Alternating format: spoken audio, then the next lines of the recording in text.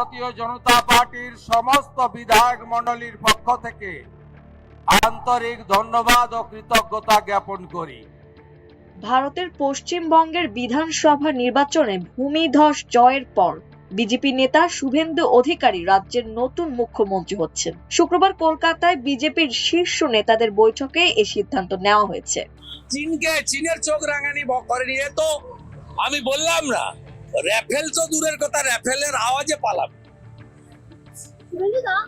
এদেরকে কেউ কাউন্টই করে না, মশা মাছি। ভারতীয় সংবাদ মাধ্যমের প্রতিবেদনে বলা হয়েছে, শুক্রবার বিজেপির 207 জন জয়ী প্রার্থীর সঙ্গে বৈঠক করে শুভেন্দু অধিকারীকেই পশ্চিমবঙ্গ বিধানসভার পরিষদীয় দলনেতা বেছে নিয়েছেন কেন্দ্রীয় স্বরাষ্ট্রমন্ত্রী অমিত শাহ। ফলে শাসক দলের পরিষদীয় দলনেতা হিসেবে শুভেন্দুই হচ্ছেন রাজ্যের পরবর্তী মুখ্যমন্ত্রী। শনিবার কলকাতার ব্রিগেড প্যারেড গ্রাউন্ডে নতুন সরকার শপথ নেবে।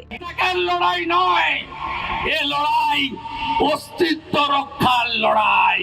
বিধায়ক দলের বৈঠকের পর অমিত শাহ বলেন, পরিষদীয় দল নেতা নির্বাচনের প্রক্রিয়া সম্পন্ন হয়েছে।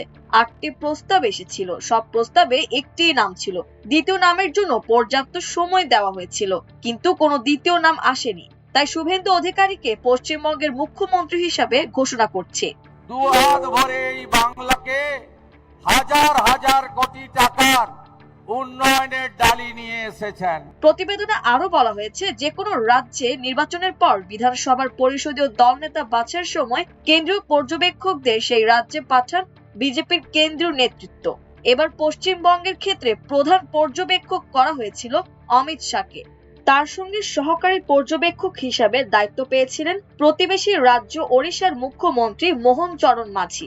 তাদের তত্ত্বাবধানে শুক্রবার বিকেলে নিউ টাউনের বিশ্ব বাংলা কনভেনশন সেন্টারে নবনির্বাচিত বিধায়কদের বৈঠক হয়। সেখানে সর্বসম্মতিক্রমে মুখ্যমন্ত্রী হিসাবে শুভেন্দুর নাম ঠিক করা হয়েছে। 2009 আমি লক্ষণ সেটকে হারালাম, তারপরে তপন বাবু শুকুর বাবু বললেন শুভেন্দু এলে ঠ্যাং ভাঙবো। এখন বিধায়কদের সমর্থন দিয়ে শুভেন্দু লোক ভবনে যাবেন এবং রাজ্যপাল RN রবির কাছে সরকার গঠনের আবেদন জানাবেন। এর আগে বৃহস্পতিবার পশ্চিমবঙ্গের বিধানসভার মন্ত্রিসভা ভেঙে দিয়েছেন রাজ্যপাল RN রবি। এর মধ্য দিয়ে মমতা বন্দ্যোপাধ্যায়ের দীর্ঘ 15 বছরের অধ্যায়ের সমাপ্তি ঘটে।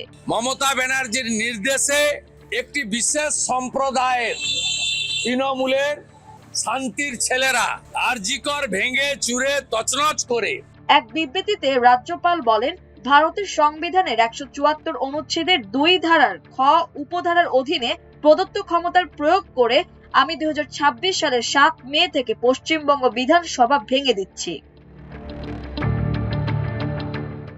গত 4 মে পশ্চিমবঙ্গের ভোটের ফলাফল প্রকাশ হয়। এতে 200 এর বেশি আসনে জয় পায় বিজেপি। এর ফলে রাজ্যটিতে প্রথমবারের মতো সরকার গঠনের সুযোগ পায় হিন্দুত্ববাদী দলটি। এই এলাকায় নেতাই গ্রামে গিয়ে লাশ কুড়ানো লোক আমি শুভেন্দু অধিকারী। কোথায় ছিলেন আপনি পিসি? আপনার ভাইপো কোথায় ছিল? ছিল না। মাল্টিমিডিয়া ডেস্ক, আমার দেশ। পশ্চিম বাংলার মমতা ব্যানার্জির পুলিশ তাদের ধরে ধরে জেলে পুরছিল।